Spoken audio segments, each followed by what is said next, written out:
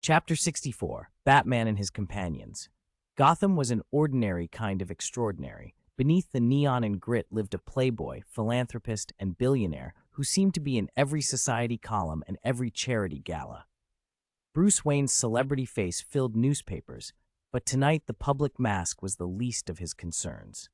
In the depths of the Batcave, where shadow met circuitry, Batman sat hunched over his computers, replaying the same dead ends he'd been chasing for months.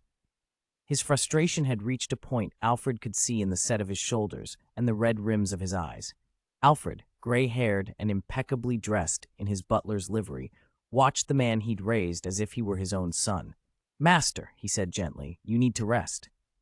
Bruce didn't usually lower his voice around Alfred, but tonight his reply was more weary than hostile. "I will, when I need to." Alfred's concern hardened into something sterner.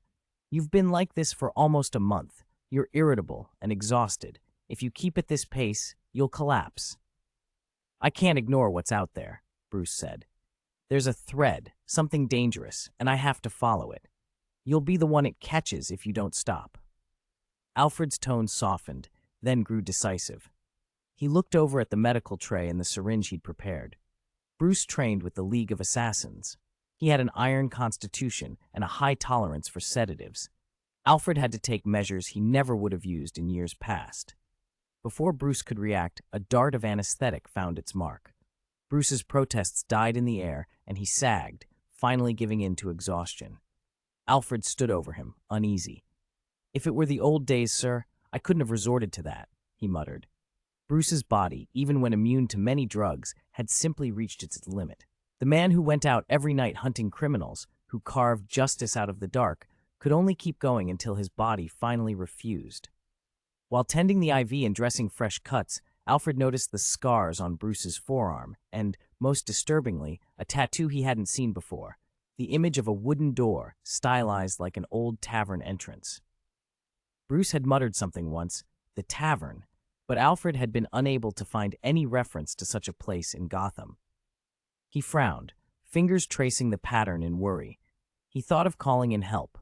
The last time they'd cooperated with others, it had proven useful. Alfred set up nutrients and a few medical preparations, then left to give Bruce the rest he desperately needed. Morning light hit Bruce's face like a searchlight. He snapped awake, blinking against the brightness, and found he wasn't alone. A small group had gathered at the foot of the bed. "Alfred didn't need to force you," Superman said, folding his arms. Even in civilian, the Man of Steel filled the room with quiet authority, blue suit, red cape, the familiar S on his chest. "You don't need to interfere in my affairs," Bruce replied, irritated. He turned his glare on Alfred first before noticing the rest. Green Lantern shifted his stance, irritation plain on his face beneath the ring's faint glow. "We're not here to babysit you, Bruce. We're worried." A woman in cool, tactical attire, calm and composed, stood to one side, watching him carefully. Her voice was even. "If you were truly as fit as you say, you wouldn't have been put down by Alfred." "Honestly, I'm fine," Bruce snapped, but the words landed hollow even to his own ears. "Tell us what happened. We've worked together before. We can help." Superman leaned forward. "Even though you investigated us on your own last time, we volunteered to help." Green Lantern snorted, but didn't look away. There was real worry in the assembled group. After a moment, Bruce softened. "You lot should go outside," he said. Superman opened his mouth, but Green Lantern's frown eased at a look from the Kryptonian. Reluctantly, they left the bedroom. Minutes later, wearing the armor and cape of Batman, Bruce emerged from the private quarters. "When I was tracking the Joker, I followed a trail into a place I hadn't seen before," Batman began. "They call it the Tavern. It's hard to explain. It's supposed to be a crossroads, a place that connects countless worlds. I wouldn't have believed it either, except that the proprietor knew who I was. He knew I was Bruce Wayne." "Connected to countless worlds?" Green Lantern scoffed. "That sounds like nonsense." "The people inside wore strange clothes, and their manner was not of this city," Batman said evenly. "The owner's name, Jiangju. It sounded Chinese or something like it. I can't be sure." Superman glanced at Batman's forearm. Even though Alfred had covered the wound with bandages and a blanket earlier, Superman's X-ray vision made the cuts and the tattoo painfully clear. The image of a wooden tavern door, inked into the skin. Alfred told me about that tattoo. You cut yourself? Batman's voice was flat. I've tried to remove it. I can't. It won't wash off or fade. Green Lantern went from scornful to serious. Let me look, he said. My ring interfaces with more knowledge than any single database. It can tell us what we're dealing with. You said the same thing when you thought my Batcave had a mother box, Bruce muttered dryly, but he held out his arm. Green Lantern grunted at the reminder. Still, comradeship won out over pride. He extended his hand. The ring's emerald light swirled as it scanned. Everyone watched as the soft luminescence traced patterns over the tattoo and the surrounding skin.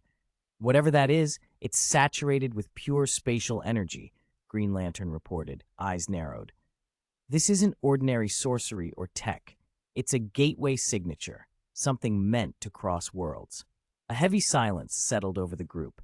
Batman's jaw tightened. If the tavern truly was a nexus, and if someone in that place knew Bruce Wayne's secret identity, then Gotham's problems might be far larger than they'd imagined. I can't access the webpage or find the chapter content. Please paste the chapter text you'd like rewritten here, and I'll revise it into clear, idiomatic English. Sorry, I can't access external websites or fetch that chapter for you. I'm not able to retrieve the text from the link you provided.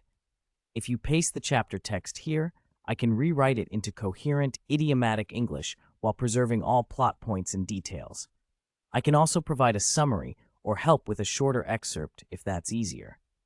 Which would you prefer? Chapter 67. Sister Cannon Arrives. Index sat at the table like a porcelain doll, long silver hair, green eyes, skin as white as snow, looking no more than 14 or 15, yet with the appetite and manner of a toddler. She wore the nun's robe of the church mobile and carried the memory of a living library, all 103,000 grimoires locked away in her mind.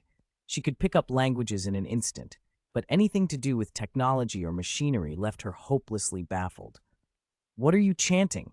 Let me see, the little girl demanded, tugging at the phone Jiangju had been holding. He smiled and handed it over. It's a kind of magical website that keeps records on a lot of people, he explained. Index frowned and poked at the screen. Baidu? What is this? She tapped and flicked, squinted at the dark display, then, frustrated, threw the phone down on the bar. The moment it touched the counter, it vanished into thin air.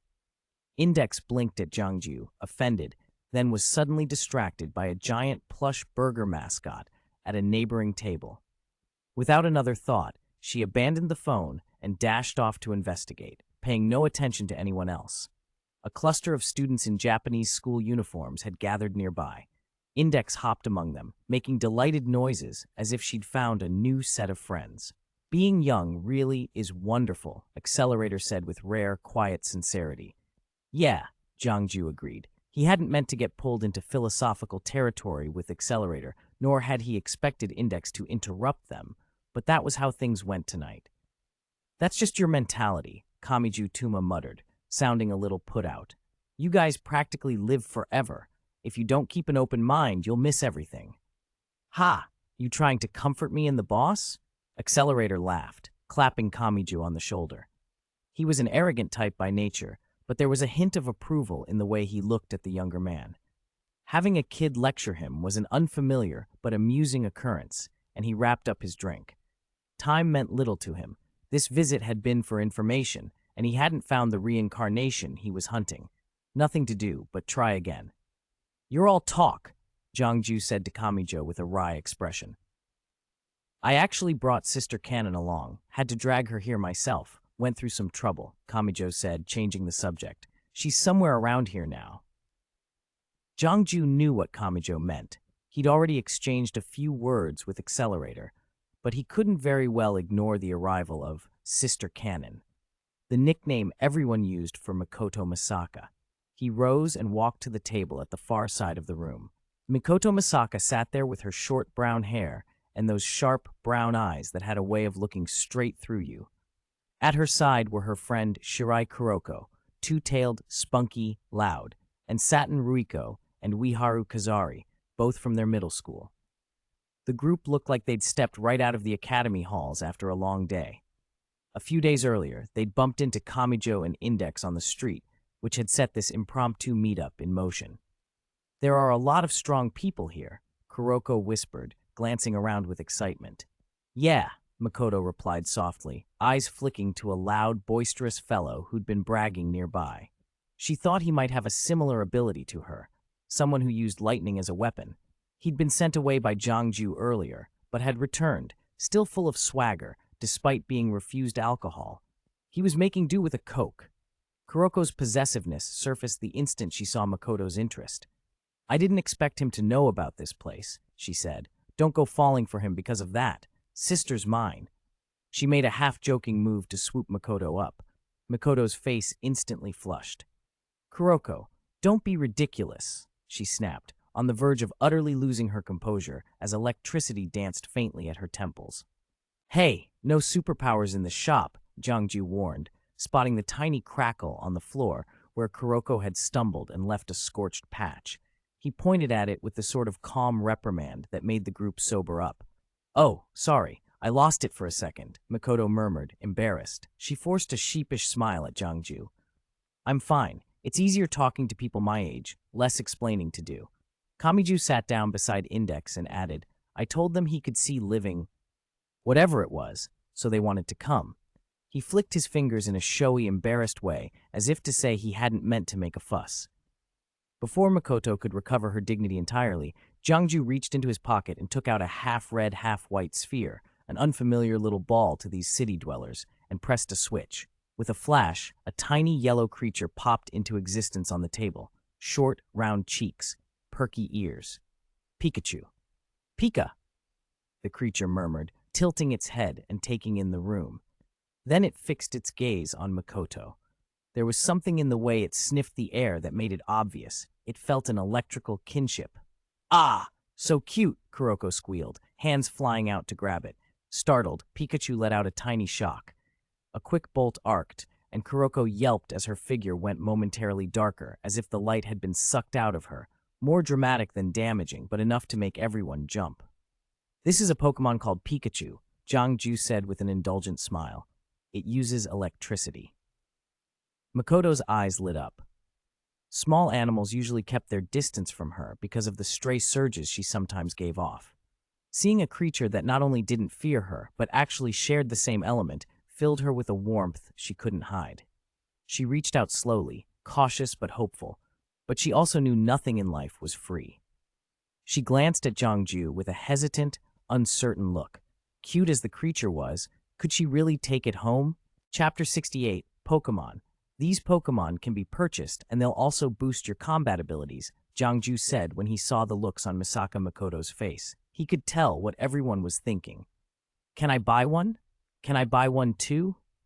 Saden Riko asked anxiously. She was usually cheerful, but she always felt a little insecure around Misaka and Shirai Kuroko.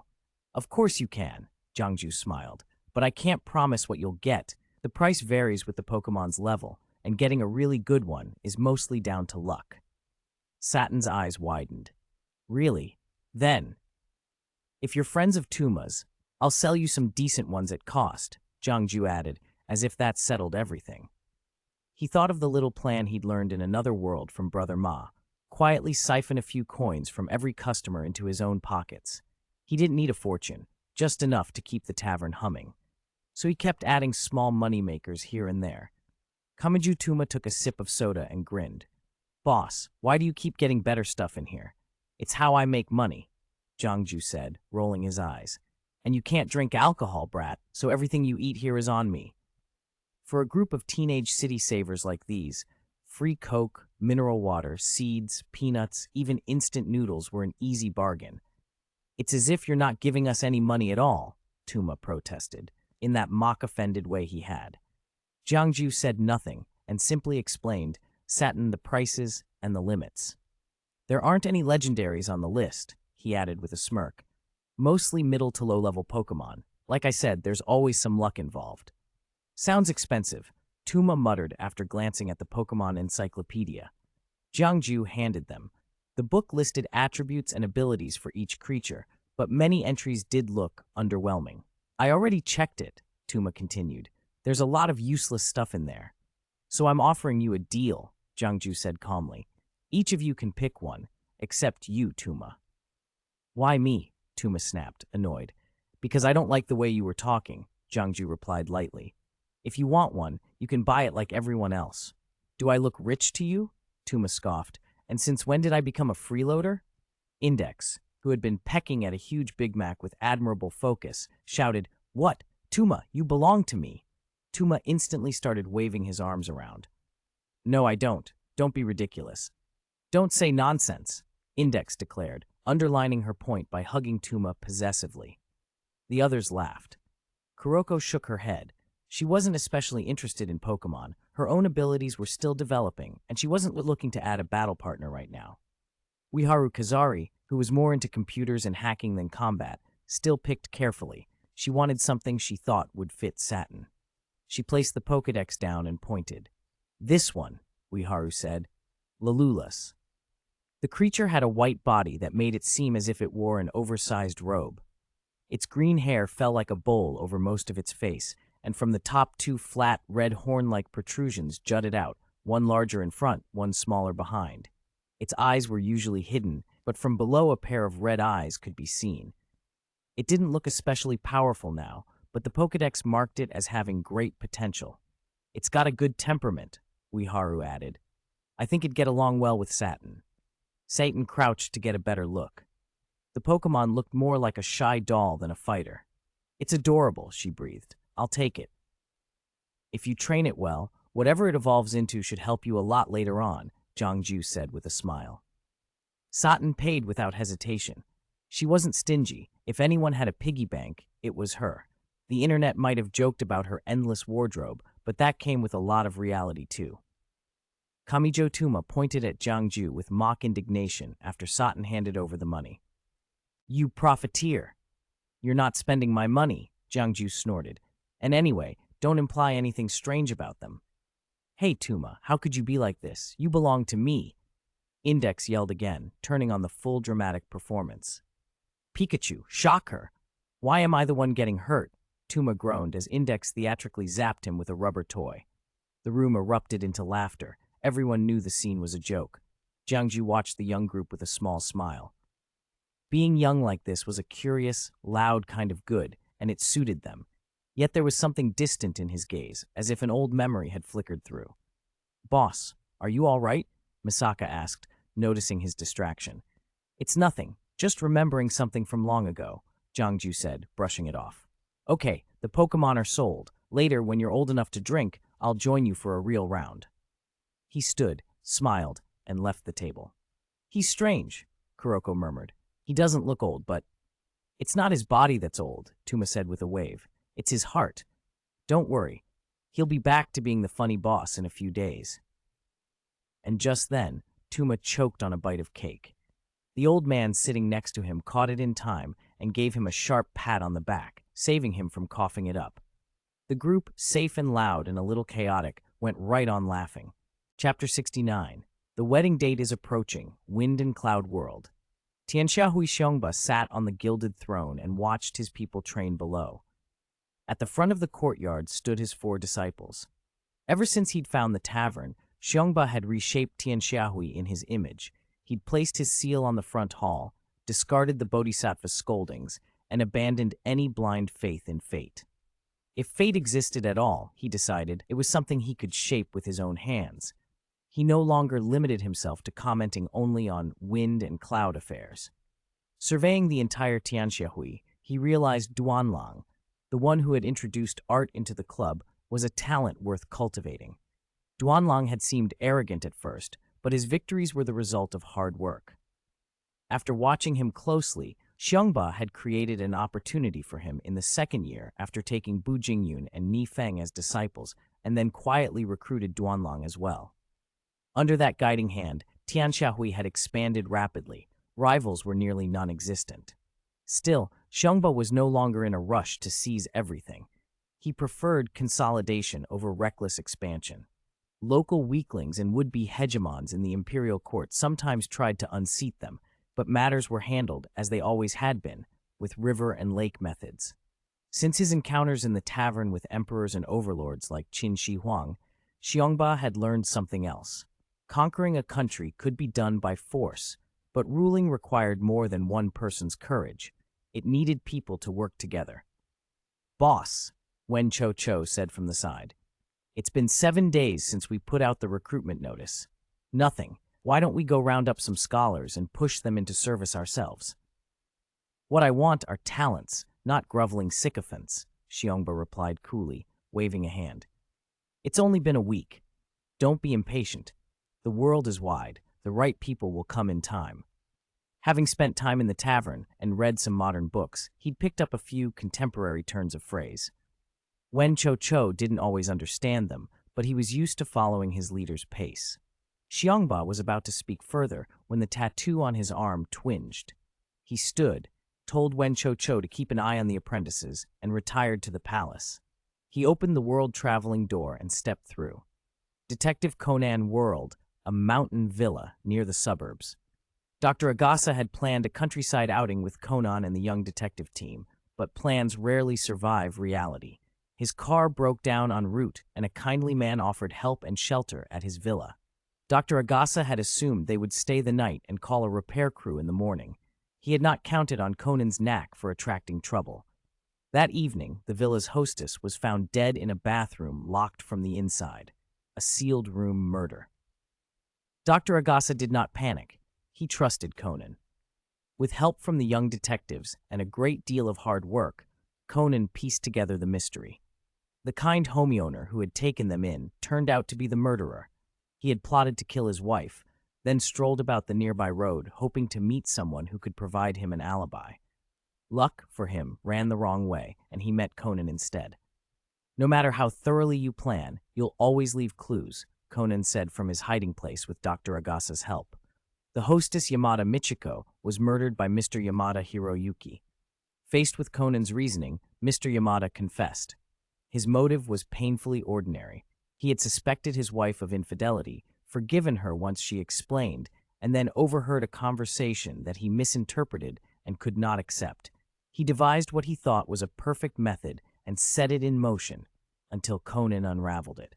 "There's no such thing as a perfect method of killing in our world," Conan thought, still haunted by the strange experiences of the tavern. Detective Takagi, who'd been handling the case formally, looked at Dr. Agasa with new admiration. "I didn't expect you to be such a reasoning master," he said. "Oh no, I'm just a doctor," Dr. Agasa laughed, deflecting the praise. He gathered the children and sent them home. There was no need to return to the station. The matter had been resolved, and everyone was acquainted now.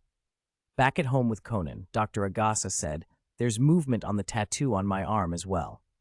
Conan pulled up his own sleeve to reveal the same subtle motion. He made a quick call to Rand to warn her he might be late. Then, together with Dr. Agasa, they stepped through the world travel door. At the same time, invitations arrived in many worlds. Kisuke Urahara from the world of death, Gandalf from Middle-earth, Lu Xiaofeng from the martial arts world, Hercules from Greek myth, Rust from the Elder Scrolls, and others each received the same summons. After finishing their affairs, they opened their own boundary doors and walked into the tavern. Time moved differently in each of their worlds, but when the first of them arrived, it was already night in the tavern.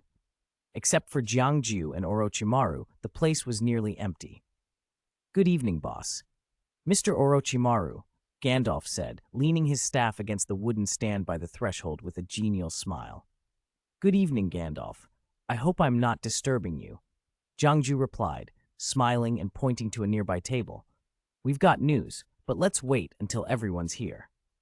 Gandalf nodded, drew on his pipe, and blew a leisurely ring of smoke, his face calmer now that Middle-earth's recent crisis seemed to have passed. Within 10 minutes, more of the summoned figures arrived one after another. Xiongba, Lu Xiaofeng, and others joined the small gathering. "This meeting is at Orochimaru's request," Xiongba announced. "I don't intend to cause any trouble. As for the specifics, I will leave it to Orochimaru to explain." Chapter 70. S-Healed is in motion. Orochimaru's wedding was just over 10 days away. He asked Jiangju to gather everyone at the tavern and personally invite them. He would be the first among their group to get married, so the news stirred a lot of interest, especially since some of them hoped it might mean a trip to another world without any fighting involved. Why not go along? Everyone heard that, right? On Orochimaru's wedding day, we'll all set out together. I'll let you know the exact time later, so don't worry about any conflicts, Jiangju said with a smile. Why is Sister Tsunade marrying you, anyway? Rusty snickered, lips curled in mock outrage. Orochimaru's expression soured. If Rusty weren't a woman, he thought darkly, he might have had to recruit someone to shut her up or handed her over to Wanshe for dinner. He inwardly cursed himself for inviting the wrong person. Can you at least say something nice when someone's getting married? Jiangju rolled his eyes. If you have a problem, keep it to yourself and don't ruin the mood.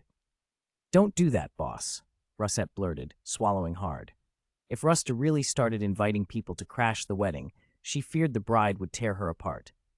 If Orochimaru invited me, I'll be there on time, Yuba said with a smile, wanting to move on from the romantic bickering. I want to see your lab too, Mr. Orochimaru, Dr. Agasa added, nodding eagerly. Of course. I'll wait for you all, Orochimaru said with a polite smile. With everyone agreeing to attend, the meeting had served its purpose. They ate supper together and drifted out of the tavern one by one. Jiangju locked up and went back upstairs to his room, ready for a rare night of sleep. On the 8th floor of a private research institute in Manhattan, a sterile laboratory had been decorated in meticulous World War II American style. The staff inside wore period uniforms, not out of nostalgia, but to accommodate the man lying on the bed, someone from another era. All of his bodily functions have reactivated. There's no immediate danger, a researcher in a white coat reported, scanning data on a tablet. Then why isn't he awake? Nick Fury demanded, leaning against the observation window. We must be cautious, Director. The lead scientist replied. Rush the process and you risk ending up with a specimen rather than a fully restored super soldier. Fury's jaw tightened. I want answers. I want him awake as soon as it's safe. If we had access to the compound you administered before, we could shorten the recovery time, the scientist said carefully, glancing at Fury. No, Fury said flatly. His face darkened. He hadn't been able to secure that special formula. Stark Industries had everything tied up, and Tony Stark wasn't cooperating with S.H.I.E.L.D. Fury knew there were limits to what he could demand from Stark now. There's no more of it. That's a real pity, the scientist said regretfully. If we could reproduce that compound, it might help cure many diseases. It's useless to speculate, Fury said. He didn't want to hear more. Do whatever you need to, but get him up. The lead scientist opened his mouth to argue, then, meeting Fury's gaze, bowed his head in reluctant acquiescence. Fury left the lab without another word. Outside, Fury pulled out his phone and called Natasha Romanoff. Tony Stark had created the Iron Man suit, the technology everyone wanted access to, and Fury needed someone to get close to him. Natasha, how's Stark? Fury asked when she answered. He's not doing great, Natasha replied. He's handed the day-to-day of Stark Industries to Pepper and holed up at his villa doing private research. Find a way to reach him. The technology in his hands is important. He has to be kept safe, Fury said. Also, our people tracked Anton Vanko's son into the country. He could be coming after Stark. Use that opportunity. That might be tricky, Natasha admitted. Pepper's there, and Stark's avoiding most contact, but I'll do my best. Good. Keep me updated. Natasha agreed and hung up. Fury sat for a moment in his car and looked out at the city. Maria Hill, riding with him, sensed he was preoccupied, but knew better than to prod. Fury bore the burdens of command in ways few could imagine. Any new leads on the group that kidnapped Iron Man? He asked finally. For now, it's the 10 Rings, Maria Hill replied. They call their leader the Mandarin. Beyond that, they're well hidden, organized enough that they aren't just a street gang. Keep me informed, Fury said. Their conversation was cut short by a new alert at the New York branch. General Ross was mobilizing with a large show of force and assembling personnel for what looked like a new operation. Have you found Dr. Banner's location? Fury asked, his thoughts going to the other man whose existence posed both a threat and a burden. If Ross is mobilizing, he won't be doing it on a whim, Fury said. You know he's long been obsessed with capturing Banner. Start an investigation immediately. Asgard Palace Odin felt older than ever. The brief hope he'd felt after that night at the tavern had turned to shame. He hadn't been back since. Neither Frigga nor Thor could coax him to go, and he no longer saw the point. Pride mattered, and the way Jongju had humiliated him had robbed him of it. Coupled with Loki's disappearance, there was a sourness inside him he couldn't wash away. He had resolved never to darken a tavern door again. If he had any time left, he would spend it holding on, at least until Thor was truly ready. Heimdall, any news of Loki? Odin asked, voice thin with age. He's not been found, Heimdall answered. He could be in some hidden space. I haven't a clue where he went. Odin's shoulders slumped. When Loki left the tavern that night after a fierce argument, no one expected him to vanish with treasures from the vault, treasures that belonged to the frost giants. Odin had assumed Loki would flee to their realm, Jotunheim, but Heimdall's search had turned up nothing. The fact gnawed at him. Check every day, Odin said, then, after a long pause, added, Where is Thor? He's searching for Loki, Heimdall replied. They say he might be heading to Jotunheim. Loki took something, an ice chest perhaps, so it's a likely destination. Many in Asgard knew Loki's true parentage. That was why most of the gods favored Thor for the throne. Distrust of the frost giant blood in Loki ran deep. Only Frigga and Thor harbored any real affection for him. Odin's feelings were more complicated.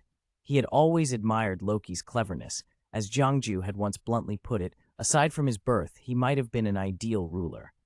But blood mattered in the psyche of Asgard, and no amount of charm could erase that fact. Heimdall, Odin said, tapping Gungnir against the floor. The spear, his constant companion through the ages, felt less like a weapon tonight and more like a crutch. Call Thor. Heimdall saluted. I will continue to guard the Bifrost. Do it, Odin said, and slid back down into the throne. In the quiet of the hall, he muttered a phrase under his breath, something in his mind that reached back to that ill-starred tavern. Thor arrived not long after, ringing with purpose. He wore battle armor and carried his hammer, which the court had taken to calling, half-joking, the Meow Hammer. He looked every inch the warrior, not what Odin had expected, and not quite what he wanted. You're going to Jotunheim? Odin asked without preamble. Yes, Thor said, his voice steady. Loki is there, or he went there. I want to bring him back before he does something irreversible. What do you intend to do? Odin asked. I'll find Laufey, Thor said. If Loki meant to prove himself by killing the one who brought ruin on Asgard, then I'll stop it, or I will stop Loki. Odin studied him, unease rising. Thor's defense of Loki, his insistence that Loki had brought Asgard victories, and that a fight over the throne would be senseless, felt oddly phrased, as if rehearsed. Odin frowned and laid a finger on Thor's brow. The effort cost him. Divine sight took more from him now than it once had. Even so, the truth revealed itself as plainly as if it had been carved into stone. The man before him was not Thor. Golden light spilled from Thor's form, and, when it faded, Loki stood where Thor had been, dressed in dark green armor that caught the torchlight. He lounged with an expression equal parts triumph and exhaustion. You cheated me, Odin said before he could stop himself. The accusation came out ragged, bitter. I never meant you harm, Loki said, voice deceptively calm. I only wanted you to look at me, to acknowledge me. You loved my cleverness, but never my blood. I wanted your approval. I wanted, finally, for you to be proud. And you think killing Laufey, assassination, theft of our treasures, will win that? Odin's voice broke with fury. He felt the old power coiling behind his teeth, and his spear hummed to life in his hand. Loki's smile thinned. No, I suppose I was foolish to hope. If I could have had your recognition without being born of the giants, he shrugged. But I don't need it anymore. Odin, Loki said, taking a step forward, look at me. After everything, you still wouldn't accept me. You punished me for a birth I did not choose. You...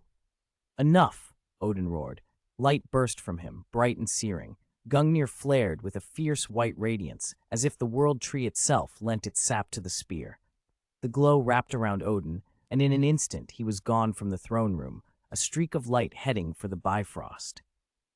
Loki did not look surprised, only a little disappointed, as if a pleasant curiosity had ended less satisfyingly than he'd hoped. He had expected this. Odin would go after Thor if he believed the boy was in danger. Return from Jotunheim was never assured, not when a king hurled himself upon its perils bearing Gungnir and tapping the power of the Bifrost. The spear was a terrible weapon, carved of the world tree's wood and tempered with magics Odin had commanded for ages. It was a danger both to friends and enemies when wielded in fury. Loki watched the afterglow fade from the palace rafters with a cold, small smile. He had not intended to stop Odin. There was a strange satisfaction in seeing the old king move, not for him, but for the son he loved. Whether Odin survived Jotunheim or not was a matter the fates would decide. For now, Loki folded his hands and prepared for what came next. Chapter 72, The Chaos in Asgard. Jotunheim was a white blur of motion and steel. Thor and his companions fought shoulder to shoulder against wave after wave of frost giants. Even Asgard's elite were being pushed hard by the sheer numbers and the strange, feral creatures at the giants' command. "This isn't working," Sif shouted over the clash of blades, golden armor flashing as she drove her sword through another foe. "We'll never get Loki out if this goes on." "I'm not leaving without him," Thor answered stubbornly, swinging Mjolnir with grim determination. "Persuasion's pointless now. Breakout is our only hope," Hogun barked, spinning his meteor hammer to cleave an ice beast in two. Volstagg, the broad-faced bearded warrior, felled another enemy with a single heave of his axe. "Thor's gone daft," he grunted, panting. "He won't listen." "Keep your heads," Fandral warned with a roguish grin as he sheathed his sword and slashed an attacker away. "There are more coming." "Watch yourself, Volstagg," Hogun called as he hurled a thrown knife, saving the giant bearded man from a surprise strike. Volstagg swallowed and straightened his stance. Distraction would be fatal here. The tide of battle and the sight of their enemies' endless ranks finally began to jar Thor from his single-minded fury. He roared, hefted Mjolnir, and slammed it down. Lightning danced along the hammer's head and jagged bolts leapt from it, carving swaths through the nearest giants. The blast cleared space around them, a field-clearing trick more than a victory. Thor scanned their surroundings. The immediate threat had thinned, but more foes were always coming. "Old trick," he called to Sif, spinning Mjolnir before leaping into the air on the hammer's force. "Again?" Fandral muttered, but he still grabbed the rope Sif tossed over the hammer's haft and held on. With Mjolnir's flight they rose, gaining altitude as Thor carried the four of them out of the worst of the battle. Jotunheim, however, was no place to wander in and out at will. Though the giants had recently lost their energy source, the ice chests that had bolstered their power, this was their homeland. They had every advantage here. And Laufey, ancient enemy of Odin, had been watching the news. He knew that the attackers were not ordinary Asgardian raiders, but Odin's own son and heir. That made the assault intolerable. From his icy throne, Laufey watched Thor and his companions with a slow, contemptuous smile. He rose, conjured a spear of pure, glassy ice, and hurled it the way a master javelin thrower would. It struck with impossible speed. Thor dove to avoid being pierced, wrapping himself in a fall that plunged him into an ice-clad ravine. Mjolnir was ripped from his grasp by the spear's force and thrown aside. Seeing Thor fall, Laufey gave the order and surged down the slope with his warriors. Faster movement now could prevent Odin from intervening. Sif used the brief pause to tie her sword more securely to her hand after a slip. "We're popular, aren't we?" she said wryly. "If you rip my coat again, I'll strip you to rags," Volstagg complained through chattering teeth. "It's freezing." "If Loki were here, we'd have seen him by now," Hogun observed, his meteor hammer held ready. "That's a sliver of good news." Thor forced a half-smile as he reached for Mjolnir with his right hand. No one believed he could simply overpower Laufey here, but no one was afraid either. They were all on edge, braced for the next collision. The battle had been inching toward a full war, until a rainbow split the sky and a figure appeared at its end. A massive horse appeared on the rainbow bridge before Thor, and Odin stood in its saddle. Even Laufey paused at the sight. "You launched this raid and broke our treaty," Laufey said to Odin, voice like ice. "They must be punished, or Asgard will fall into chaos." "It was an affront," Odin said, voice cold and unbowed beneath his heavy cloak. "But do not think you can threaten me." "Father, let us kill them and force answers about Loki," Thor blurted, hot and eager. "Odin," Thor said more softly as his hope flared into boldness. "Let us end this. Find Loki." "Silence, Thor." Odin's eyes bored into his son with disappointment. "You shame me." Laufey watched their exchange with a calculating look. It seems your heir is weak, he said. If you live long, Odin, and I hope you do, perhaps that will be your saving grace. His right hand slipped toward a short blade concealed at his hip. Odin didn't flinch. The old god drew upon a hidden well of power and slammed his spear, Gungnir, or the divine blade he bore, into the ice. A white, burning light sprang forth, searing away a line of frost giants. Before Laufey could press his advantage, the light enveloped Thor and his companions, and they vanished from sight. Odin, Laufey snarled, burned and stunned by the sudden divine flare. He had been careless. Had Odin not held something back, the blow might have cost Laufey dearly. Laufey did not know that Odin had not wanted war. Odin was old and guarded. His heir remained immature, prone to swinging a hammer and making trouble without thought. War with Jotunheim would cost too much. As Laufey brooded over the retreating Asgardians, a new presence spoke from the shadows. A young man stepped forward, dressed in dark green armor, trimmed with gold, a helmet crowned with long golden horns. Something about him tugged at Laufey's memory. There was a familiarity in his smile that was unsettling. "Who are you?" Laufey asked, wary. "Names aren't important this evening," the young man said, lips curving. "I only wish to ask, have you ever thought of revenge?" Laufey's eyes narrowed. "I happen to know of a secret passage," the man continued smoothly. "A way into Odin's treasure house in Asgard. You must know the vault. Its defenses are tremendous. I can show you a way in. Are you interested?" Laufey studied the newcomer's handsome face, the curl of arrogance in his tone. The offer gleamed like a tempting blade. For a moment, the war's edges fell away, replaced by a wholly different possibility: vengeance, and the chance to strike where it would hurt most. On Jotunheim's frozen wind, the promise of treachery hung in the air. Chapter 73, Asgard Rebellion, Part 2. Asgard Palace. Odin and Thor appeared in the palace in an instant. They searched left and right, but found no sign of Loki. It was obvious this time Loki had really left. Odin sank down on the steps, exhausted. A constant weakness ran through his body, making him feel faint. "Father, we still haven't found Loki. Why did we come back? We could have killed Laufey just now," Thor said, hot with excitement. "Silence!" Odin snapped. He looked at his son with a tired, angry glare. "You disappoint me. Thor, you listened to rumors and dragged a handful of men to Jotunheim, almost started a war." "We shouldn't be afraid of war. If we stand together, there is no one in the universe who could beat us," Thor replied arrogantly. Even after seeing the magic in the tavern, he still believed Asgard to be unmatched. "Don't be a fool. You don't even know what war means." Odin's voice was thin but sharp. "From now on, you will not leave this palace. Reflect on what you've done." "I haven't found Loki yet. I won't sit around while he's out there," Thor protested, persistent. "Go inside, you rude child. You still don't see how you've been played," Odin said coldly. "You heartless old man, Loki is your son too." Thor snapped back, oblivious to his own fault. He and Odin began to argue. Odin watched him with eyes full of weary self-reproach. He had raised Thor to be a warrior who relied on strength and action, rather than a ruler who could temper his force with wisdom. Loki had always been different, unsuited for the role Odin had envisioned, no matter how Odin tried to shape him. Plans rarely survive the changes of the world. Odin stared at his son, sighed, and then, with emotion that belied his weakness, appeared beside him. He grabbed Thor by the throat and carried him to the Rainbow Bridge. Thor struggled, but he couldn't free himself. No matter how unreliable Odin looked, he was still his father, and Thor, who had not yet awakened his true power, was still at heart a headstrong child. "I will seal your divine power," Odin said quietly. "I strip you of the right to inherit. Go to the atrium and repent your arrogance." With that, he flung Thor onto the Rainbow Bridge. Then, Odin summoned Mjolnir and looked at the hammer in his hand.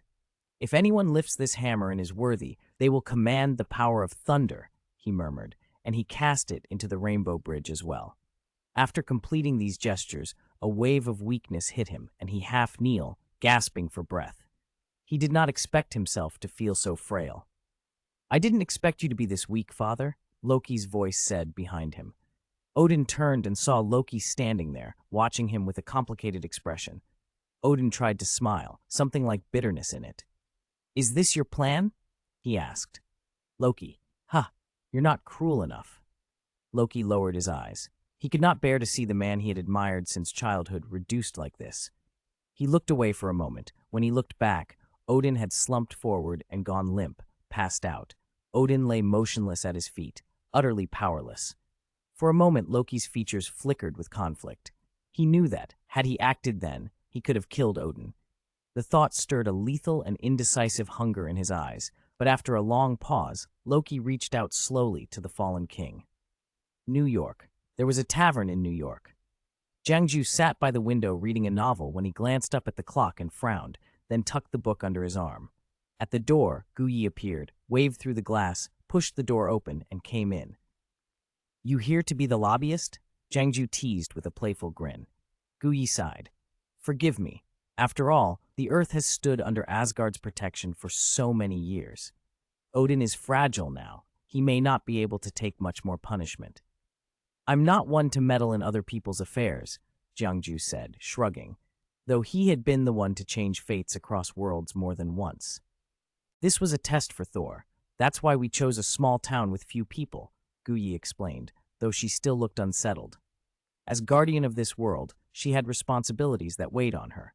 "Odin is proud and stubborn," Jiangju said softly. "He chose his path himself, though I admit I had an influence." Gu Yi fell silent. Since Jiangju didn't want to interfere further, she had no reason to keep pressing.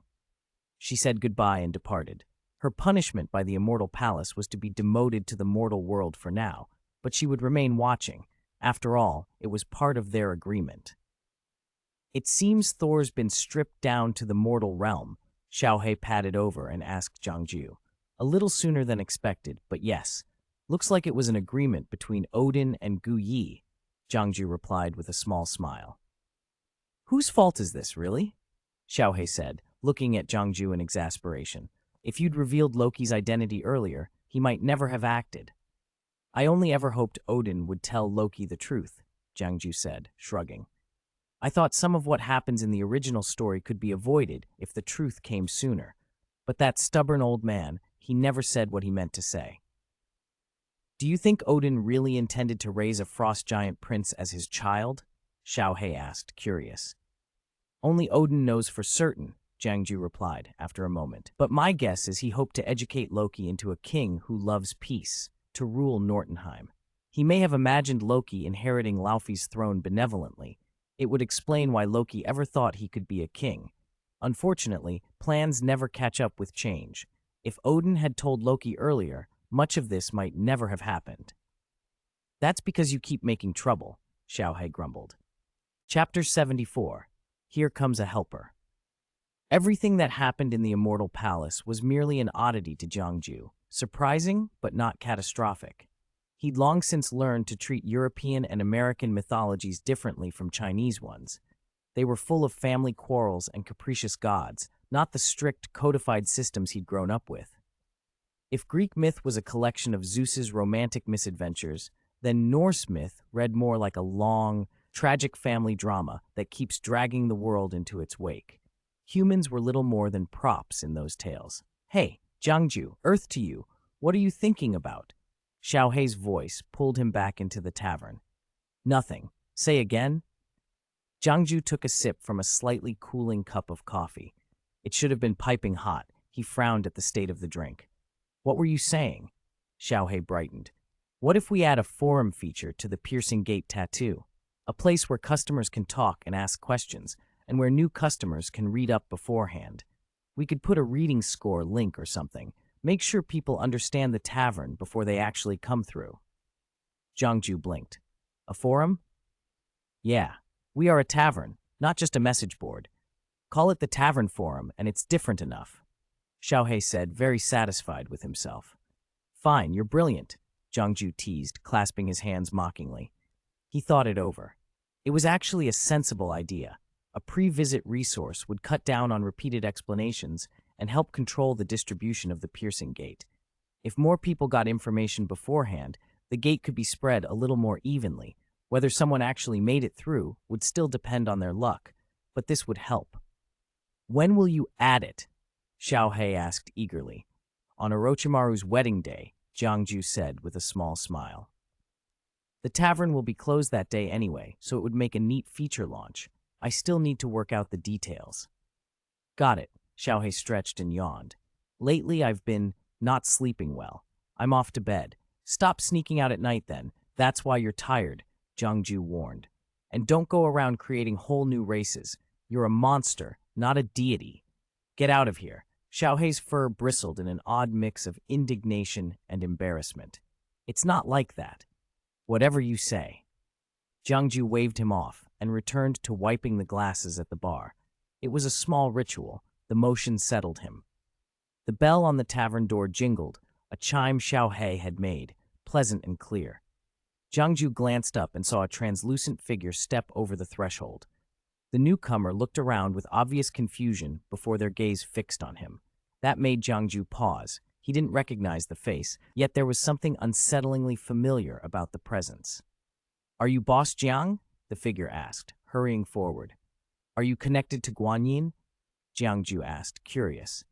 "The root power's been destroyed. Why would anyone around her be here?" The figure dropped to his knees. "Please, Boss Jianggu, save my master." "I don't have that set up here." Jiangju sighed, but his voice softened. He had promised Guanyin once, and he disliked failing people when he could help. He made a glass of wine almost automatically and handed it over. "Drink this first. It'll help stabilize your foundation. I told Guanyin what would happen. I warned her too." The man accepted the cup with trembling hands and drank. A flicker of green ran over his translucent form. His outline became firmer, more substantial. "My master, she tried to change the fate of the world," the man said, voice hollow with fear. "She cast a forbidden mantra with Buddha Tathagata, and it backfired. She almost lost her soul. The magic weapon you once gave me let me keep her Dharma body from dissolving completely. But she's weakening. I remembered what my master said, and finally managed to find you, Boss Jiang." "The end of trying to play with fate," Jiangju said quietly, "is being played with by it." He had warned people before, meddling with cosmic forces often ended badly. Still, the pleading in the man's voice stopped him from sending the problem away. The man looked at him with desperate hope. Jiangju felt about helping him once or twice already in his bones. He wasn't going to make this harder than it needed to be. "Xiaohei, come out. I need you," he said casually. In a blink, Xiaohei reappeared in the tavern and fixed on the kneeling man with eyes that gleamed hungrily. The man's entire body went rigid, and he let out a piercing scream, as if he had seen some unspeakable horror. He cowered as if expecting to be devoured. "Xiaohei, he's a sentient being, not a snack," Jiangju said, exasperated. "And you, don't scream. This is a tavern. If you make a scene, you won't just be eating tiny bamboo shoots." The man's fear made sense. He was the animated remnant of a purple bamboo that Guanyin had once used for a kind of enlightenment. In other words, he wasn't the sort of thing Xiaohei would usually pick on. Xiaohei simply grinned, unfazed.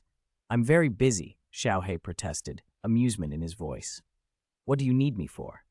Chapter 75, Fate and Avalokitesvara. "I'm going to another world. Please keep an eye on the tavern," Jiangju told Xiaojuzi. "You're leaving again? Don't you remember all the hissing the last time you went to Hogwarts?" Xiaojuzi snapped, bristling. "Don't worry, I won't be gone long this time." Jiangju smiled. "Guanjin called me. She saved me once. She said if she ever needed help, she'd find me. Now someone has come to her. I can't just ignore it." "Okay, just come back soon. I don't want to hear that noise again." Xiaojuzi shivered. I know. Jiangju grinned, then stepped through the piercing gate with Xiaojuzi cradled in Guanyin's little bamboo charm. When arrangements have been made, they must be honored. When Jiangju emerged, he found himself in another Hong Kong, another world's Hong Kong. He had expected Guanyin to be on some island in the South China Sea, but this place would do. Hong Kong was, after all, not entirely outside that region. Whatever the case, Guanyin seemed to be here. The moment he arrived, he felt eyes on him. His lips tilted, and his form faded before the bamboo. When he rematerialized, a man in a white suit stood on a hill overlooking the city, holding a book and reading fortunes. "I didn't expect you to be so bold," Jiangju said lightly. "Who are you?" The man in white answered at first, then froze. His expression went blank. When he opened his eyes again, something in him had changed. His presence, the way he carried himself, became strange and distant. "Sorry," he said in a quieter, oddly bemused voice. I thought someone else, someone from another world, was here. He sounded humble, but not without authority. And this world keeps giving surprises. Jiangju smiled. Have you found him, Mr. Fate? No, the man Fate gave a wry smile. There is something about him I can't read. Because he's an outsider, his destiny is hidden to me. I only know someone is coming. I don't know who. Is your conflict with the Pangu tribe still unresolved? Jiangju asked. It should have been over, Fate said. He shrugged with an almost human helplessness. But Guanyin and the Tathagata interfered midway, and the old powers have stirred. Things are blocked. Senior Jiang, why are you here? Do I have to report my itinerary? Jiangju snorted. Go back to your game. He waved and disappeared. At first, Jiangju hadn't liked Fate. Sitting in that seat revealed unpleasant truths. But Fate was, in a way, the guardian of this world. The Pangu tribe were relics left behind by time who refused to die quietly. When they realized they were no longer the world's masters, they could not accept other races thriving in the world they'd once opened. They sparked wars that nearly destroyed everything. In the end, the world's primal power split into three. One portion, the heavenly book that governs the fates of lives, received a mission: eliminate the Pangu completely. The Pangu were not human, and their existence was an anomaly the book could not tolerate. Afterward, chaos ensued. Fate succeeded in wiping out the last true Pangu, but not without cost. The Pangu inflicted heavy damage on Fate. Remnants, zombie-like forces led by figures such as the General Secretary, continued to threaten the world. Fate had quietly recruited and trained several exorcist families to fight those remnants. Though most Pangu were gone, some had hidden and were still plotting. Jiangju found the whole conflict distasteful. He liked the beautiful, long-legged exorcists, but he refused to take part in a war where the sides had become indistinguishable. Both had been driven near madness in their desire to annihilate the other. Come on, let's find your master, Jiangju said, returning to Xiaojuzi, who still looked dazed. Ah, yes. This way, Xiaojuzi said, unable to contain her relief when she heard Jiangju was going to save Guanyin. She led him to a building shrouded by a barrier. That barrier meant nothing to Jiangju. Before Xiaojuzi could open it, he slipped through with only a faint ripple in the air. Inside, Guanyin's Dharma body flickered like a candle about to go out. Jiangju appeared, said coolly, You're lucky. If I'd been a few steps later, it would have been bad, and then merged with the fading Dharma body.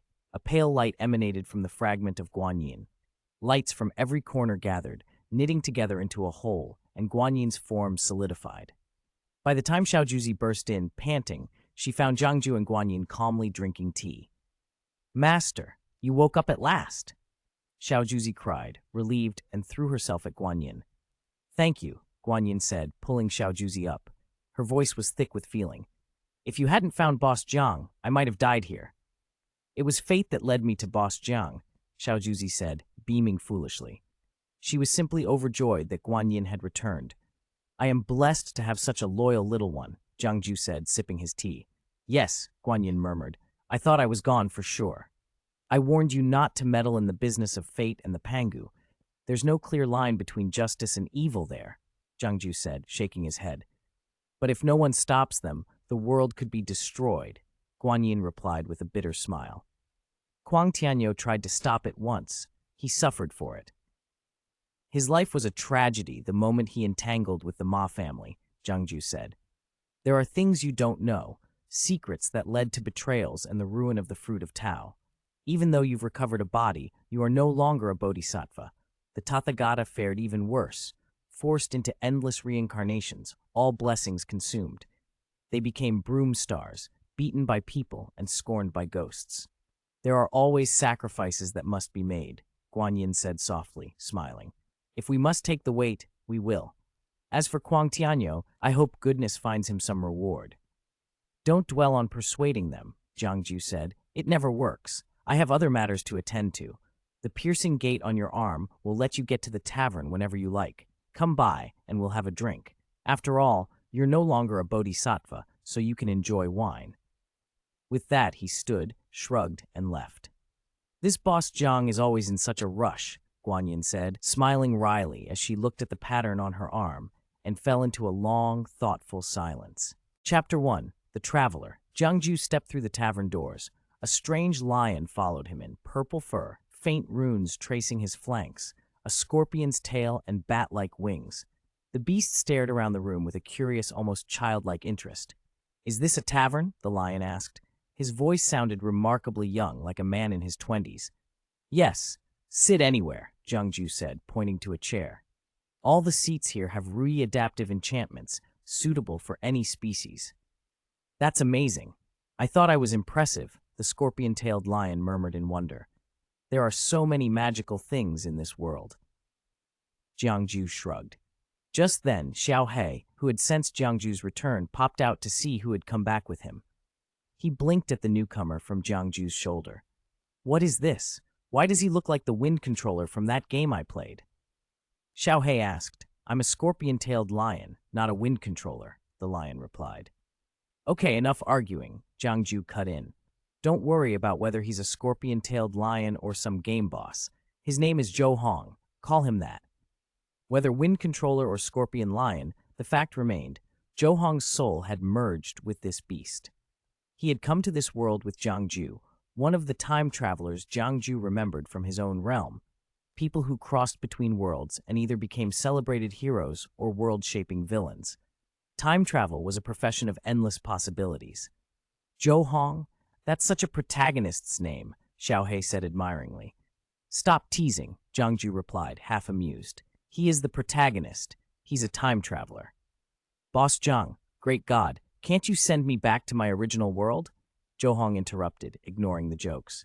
"If your soul hadn't merged with the scorpion lion, I could have helped you possess your old body and send you back," Jiangju said, shaking his head. "But as it stands, you can't return." "So I'm stuck?"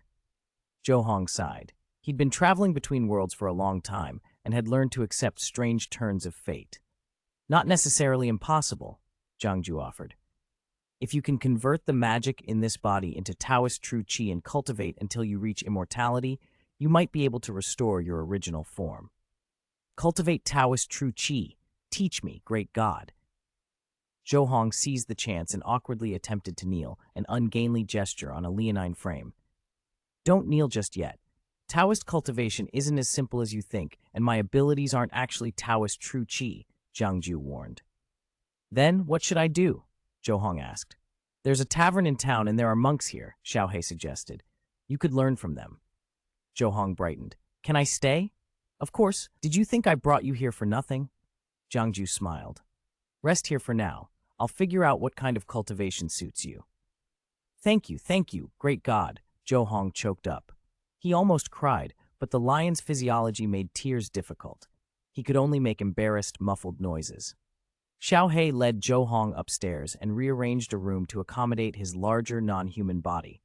When he came back down, Jiangju was sipping coffee and watching him. "Why did you bring him here?" Xiaohei asked bluntly.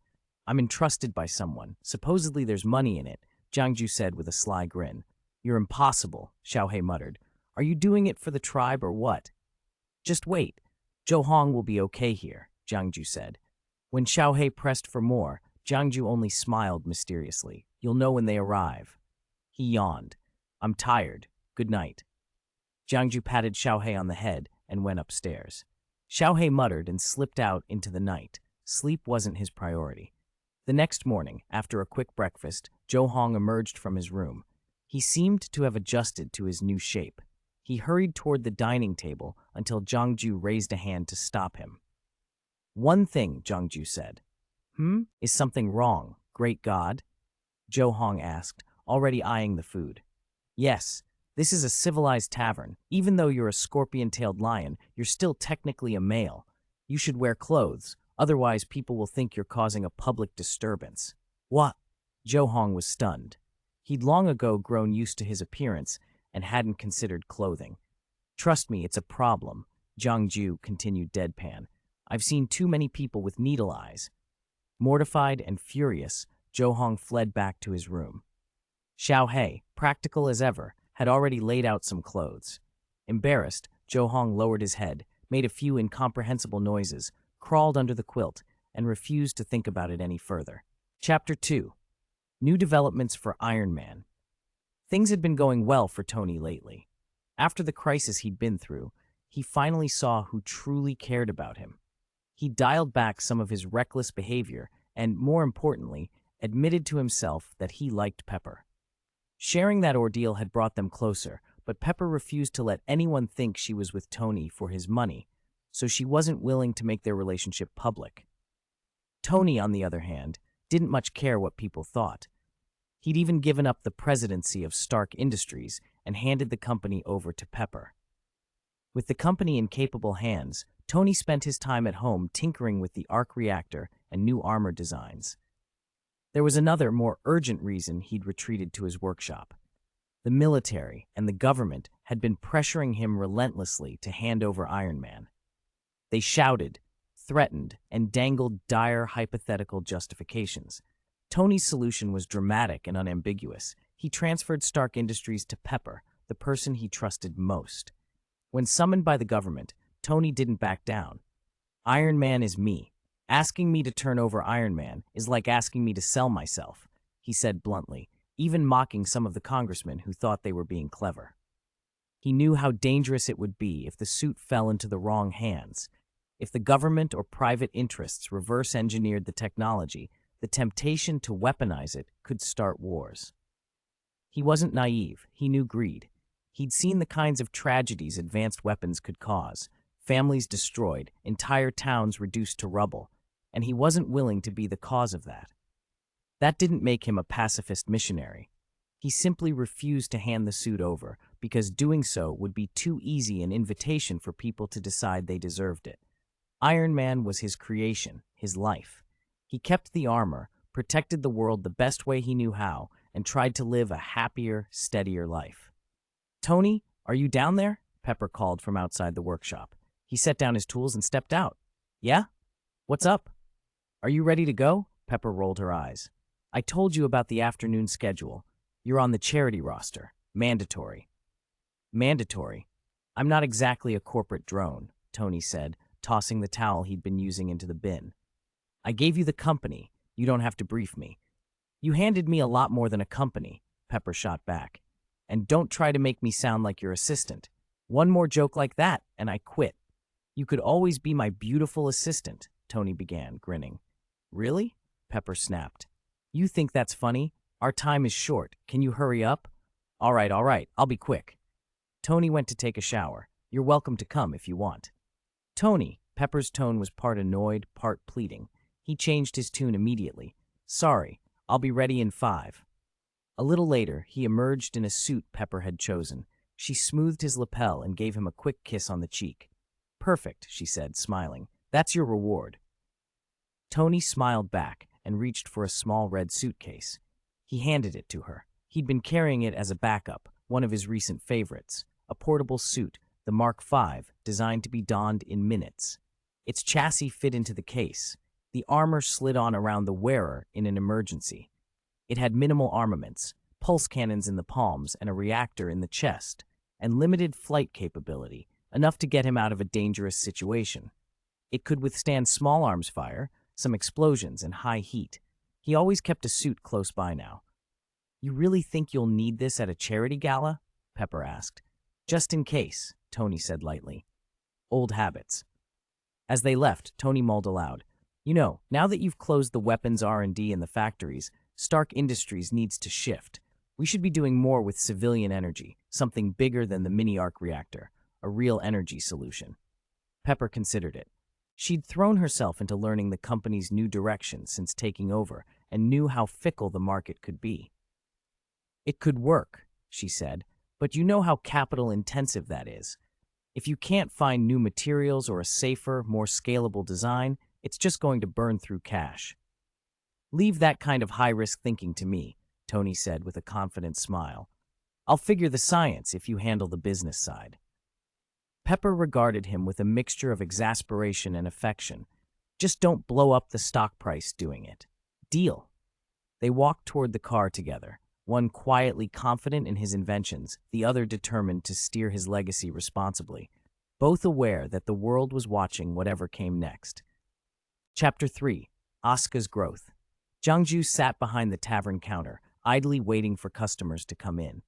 The morning was slow. Johong hovered upstairs, too shy to come down after an earlier awkward remark. He was carrying a tray by himself, which made Jiangju smile. You really have terrible taste, Xiaohei grumbled, indignant. Do you expect me to wear clothes now? What are you wearing? You're small enough and your fur is soft, practically an outfit already. He's different. Jiangju replied lightly. Tsk, humans are weird. Xiaohai muttered, looking at Jiangju with exasperation. Go play. Jiangju waved him off and turned on the TV. The morning news was running footage of yesterday's charity event. Tony Stark had been attacked, and someone in a special steel suit had intervened to stop the assailant. Is that Ivan Vanko? Xiaohei asked, intrigued. Looks like it, Jiangju said. Tony Stark's life isn't easy. That guy showed up like he wanted to be seen, and he can build a steel suit too. So no Iron Patriot or extremist stuff yet? Xiaohei asked, curious. Hard to say. It could show up. The military would love a steel suit. It'd shut a lot of mouths. Jiangju shrugged. By then, customers had started to trickle in. The first of them was Asuka Shin, who greeted Jiangju cheerfully and ordered breakfast and wine. He looked unusually happy. You adapting already? Jiangju teased as he came over with a smile. You look pleased. I've adapted to my power, Asuka said, grinning. Being trusted, it feels great. That's good, young man, Jiangju said, smiling. I hope you always feel that way. No one can beat me now, Asuka boasted confidently. Jiangju didn't argue. Young people often rode a high after their first successes. Without the right guidance, the same pride could break them when setbacks came. Fortunately, Asuka had a good captain and reliable teammates to keep him grounded. Boss, did you see the news? Asuka asked suddenly. You mean the story about that Iron Man? Jiangju replied, switching the channel back to the report. Is he from our world? Asuka asked. He didn't know Tony well. He rarely came to the tavern. Yes, Tony Stark is one of our world's top geniuses, Jiangju explained. Then, sensing Asuka's interest, he changed the program to footage of huge mechas clashing with monsters. I'm not interested in the man, Asuka said slowly, eyes shining as he watched the machines. I'm interested in the suits. Our tech is good, but no one here has built anything like that. If we had that kind of weapon on the team, facing monsters would be so much easier. Jiangju was genuinely surprised. You'd think of the team first? I didn't expect that. Do you think I don't care about my teammates just because I have Ultraman's powers? Asuka snapped, a little hurt. Who would think I could take on aliens alone? I'm Ultraman, yes, but I'm also a member of the Super Victory team. That identity matters more. The world's too big for me to defend by myself. Even with Ultraman, without my team, I wouldn't have won. He's got a good captain, Jiangju murmured approvingly. If you really want that kind of tech, I might have something better than a steel suit, and the people who can make it actually stop by this tavern sometimes. A weapon better than an iron suit? Asuka leaned forward. What are you talking about? Jiangju grabbed the remote and pulled up footage of giant mechas, machines that looked like they came straight out of another world. Towering over Ultraman, they battled kaiju in a different style of warfare. Are there monsters there too? Asuka asked. Yes, Jiangju answered. Those monsters were war creations, biological and chemical weapons, and some mastermind was behind them. Their world has parallels to ours. They developed powerful mecha to fight those monsters. They actually won? Asuka asked, awed. They did, eventually, Jiangju said, but their approach differs from ours. In their case, monsters come through a space wormhole, close the wormhole, protect the Earth. Their mecha were developed through massive, coordinated effort. How do I get that technology? Asuka asked, to the point. That's not your call alone, Jiangju said. You'll need to find someone trustworthy and bring her here. Someone trustworthy? Her? Asuka frowned. Who do you mean? You don't mean Yumimura Ryo, do you? Don't insult my intelligence, Jiangju said with a roll of his eyes. Ryo might be a good teammate, but she can't decide on things of this scale. So who? Asuka pressed. Former Victory Team Captain, Jue Kei, Jiangju said. She's someone you can trust. During the Tiga period, she discovered Tiga's identity and didn't expose it. She even covered for Tiga at times. If anyone can be relied on for a decision like this, it's her. Got it. So I just need to find Senior Jue Kei and bring her here? Asuka asked, eager. I'll talk to her about specifics, Jiangju replied. Besides, a mecha like that couldn't be created without the TPPC's involvement. The price? You'll have to help them when another world's crisis threatens them. I understand. Asuka drained a glass of wine, paid, and stood to leave. I'll find Senior Jueke and bring her here as soon as possible. As he left, Xiaohei popped back up beside Jiangju. Tsk, you want to meet Jueke just to get close to her. You're the mastermind. Please stop thinking the worst, Jiangju said, exasperated. I'm doing this because that world needs help. If Dinah disappears soon, without Dinah Ultraman, that world can't keep resisting monsters. All right, I'll buy that, Xiaohei said, nodding reluctantly. Heh, someone wants the food I cook, Jiangju said. Tonight I'll try a few new dishes. Do you have to cook tonight, boss? Zhou Hong asked as he came downstairs, dressed and looking less awkward. Great, can I help? I want to try my hand at cooking too. Of course, Jiangju agreed. He was genuinely pleased. Having someone want to eat his food was always a joy. Then, not wanting Xiaohei to sabotage the evening, he discreetly muttered an old Lan family binding charm under his breath. Xiaohei blinked, puzzled, and for the moment his mischief was curbed. The tavern began to hum with the comfortable sound of people preparing food and talking, and Jiangju allowed himself a small, contented smile. Chapter 4. Dinah is challenged. Asuka Shin had just left the tavern with every intention of finding Huijian. Even though Huijian was no longer captain of the victory team, she'd been promoted to a staff position at TPC, so tracking her down shouldn't be difficult. Before he could begin his search, headquarters pinged him. Something unusual had appeared in the sky over the RA district, and they wanted Asuka on the scene. He hurried over and found 4 enormous, sword-like objects driven into the ground. Headquarters, I'm on site. No casualties so far, his craft, Feiniao, reported. Suddenly a wormhole opened above, and a monster leapt out. One Asuka recognized. He'd killed this creature before. Asuka, there's a monster at your position. Cooperate with the police and evacuate the area immediately, Captain Kihigosuke's voice ordered through the communicator. Asuka had come prepared to fight, so being told to shepherd people to safety made him bristle. What? He blurted. You're not in a fighter now, so that's that, Kihi snapped, then cut the transmission. With no argument left, Asuka helped the officers clear civilians from the danger zone. It was an important job. Once the Super Victory team finished here, he could still get his chance to teach the beast a lesson. In his mind, the Super Victory team had already battled this monster once and barely held their own. Earth's best weaponry might not be enough against an opponent from the wider universe. Ordinary alien raiders were one thing, but these monsters left him feeling underpowered. We should handle the monsters quickly, then find Megumi-senpai, he thought.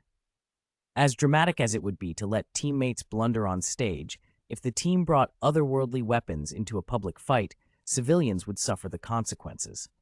Usually the people caught in the middle are the ones who pay the highest price. Asuka was about to transform when he noticed a man in a black windbreaker across the field. The man glanced at him and then, astonishingly, became Dinah. He charged into battle. What on earth? Asuka stared, incredulous. He knew Dinah, of course he did, but who was this man who'd become him? The nearby crowd erupted in cheers. This Dinah played to the audience, healer, timing each attack so people could admire his looks. A few screamed and swooned. Captain, that guy isn't Dinah, Asuka said into his communicator. I don't follow, Kihi replied. He didn't know Asuka's secret identity and had no reason to believe him. Before Asuka could explain, how could he say, I am Ultraman Dinah? Every television and billboard across Japan flickered. A mysterious force cut the usual feeds and broadcast the duel between Ultraman Dinah and the monster. People were baffled. There had never been anything like this when Dinah showed up before. The imposter defeated the monster, then struck a boastful pose as though he were a celebrity basking in adulation, and vanished amidst the cheers of an ignorant crowd. Asuka frowned and faced the man in the black trench coat who had briefly been Dinah. He stepped forward, wary. Who are you? The man smiled. I'm from the planet Gulagal. I heard Ultraman Dinah had appeared on Earth, so I came to challenge him. You brought that monster here? Asuka asked, anger sharpening his voice. Even if the duels were staged away from crowds, buildings had been damaged in the fight. People's homes had been destroyed. The Gulagel man shrugged. Yes, I came from a distant planet to fight you and let everyone witness who's the strongest in the universe. You brought monsters to Earth just to show off? To endanger people? Asuka snapped. I have no concern for the affairs of Earth's people. I only want to know whether you accept my challenge. The man's lip curled in a sneer. I won't fight you. This is pointless. Asuka had no time for a public duel that would cause more harm. It was better to find Hui and get Earth's defenses in order than to indulge an alien glory seeker. If you hesitate, I will force the fight, the Gulagal said, and then disappeared. Asuka was furious and helpless. He hadn't been able to stop the man from summoning monsters and marching his little spectacle across the city. If he accepted the challenge, the ensuing fight would put Earth at serious risk. If he refused, the Gulagel might resort to dirty tricks. Asuka, what are you doing? Get back here. Kihi's voice cut through his thoughts. Asuka opened the communicator. I found someone worth tracking. I'll pursue him, Asuka said. You idiot. Report this to your superiors instead of following him alone, Kihi scolded, worried something might happen. As if the captain doesn't bark orders the moment I move, Asuka replied with a wry smile. He knew Kihi's temper. Don't shout. If I'm discovered. Be careful. Turn on your locator and don't disappear. The captain's voice softened slightly. Today's events were too strange. Kihi wanted to make sure Asuka didn't run off and vanish from TPC's radar. All right, I understand. Don't worry, Captain. I'm the strongest member of the Super Victory team. Asuka flashed an overconfident grin and ended the call. He put the communicator away, but his smile faded. He had no idea where the Gulagal man had gone. He searched the surrounding area, but found no trace of him. Seriously, what do you think you're doing? Hey, where are you? Come out! Asuka shouted into the empty streets. Chapter 5. Captain Jack Jiang-Ju hadn't realized anyone was staring at him. It was hard to keep watch in a crowded tavern, and the moment Dumbledore had walked in with Professor Snape, his attention had been elsewhere. He had to admit he'd felt a little amused thinking about the look on Dumbledore's face when the newcomer arrived. Even so, as a potion master, he was popular here. Potions from the Harry Potter world drew a lot of interest. A slightly flippant voice cut through the noise. Hello, Mr. Potion Master. Snape and Dumbledore turned to see who had spoken. Dumbledore rose, eyes flicking over the man with an expression that was, for once, oddly complicated. He's not who you think he is, Headmaster, Jiang-Ju said, amused and half-touched by Dumbledore's reaction. Please sit. Don't be so stiff with me. The newcomer had long hair and a captain's hat, smoky eyes, and a rakish, unkempt look. Braids tangled in his hair and beard, and a mischievous grin revealed a couple of tiny gold teeth. Captain Jack Sparrow swaggered into the circle of tables. Captain Jack, how did the voyage go? Jiang-Ju greeted him with a smile. Not terrible, Jack drawled, but the smile didn't reach his eyes when he said it. Except someone pinched my black pearl. Bit of a nuisance. He shrugged, then tossed back the wine Jiang-Ju handed him. They marooned me on an island, gave me one pistol and one bullet, and left me to amuse myself. So you were betrayed, Jiang-Ju said quietly. He could tell how much the pearl meant to Jack. Barbassa and the ship would be years away. Jack shrugged again. They left me with food and drink at least. Could have been worse. Dumbledore peered at Jack, puzzlement softening his features. Boss Jiang, who is he? He asked, turning to the potion master. Oh, this is Captain Jack Sparrow, Jiang-Ju answered with a grin. A pirate from another magical world, famous enough in his corner of the seas. A pirate? Dumbledore repeated. He remembered another red-haired pirate they'd encountered some time ago, dangerous but more adventurer than villain. Pirates in most worlds were trouble, but not all were irredeemable. Like the red-haired gentleman we met before? Quite similar in spirit, Jiang-Ju said. Jack's no saint, but he's not purely evil either, more curiosity than cruelty. Jack, overhearing, puffed himself up like a peacock. Oi, no one's paying me any mind? He was the sort who needed a crowd, an audience, someone to trade barbs with. He didn't know the red-haired pirate. He'd arrived too recently to have met him. Snape folded his hands and asked directly, voice cool. You wanted a potion, didn't you? Do you have payment? Not right now, Jack admitted, flashing that roguish grin. If you have the potion I need, I can come up with coin.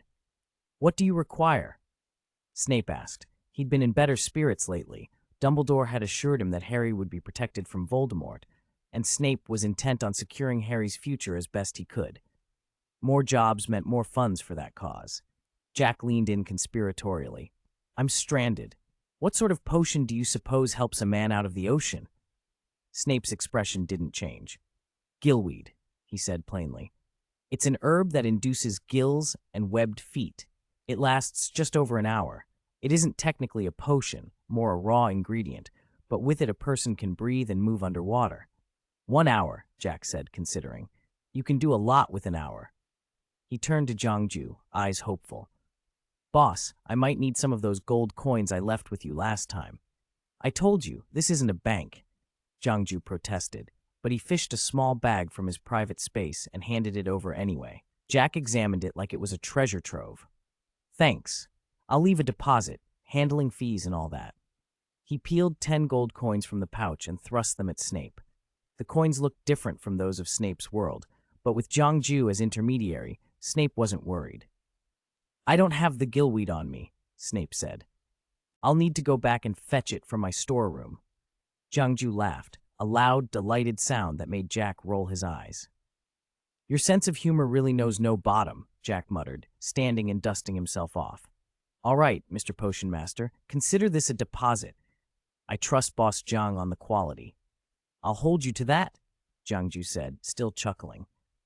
Jack sealed the deal and then wandered over to the dwarven craftsman at another table.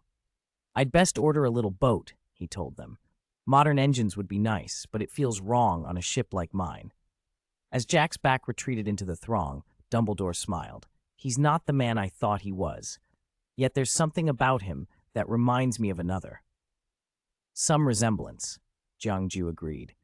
Maybe once we've seen to Voldemort, you can relax your burdens and they might meet.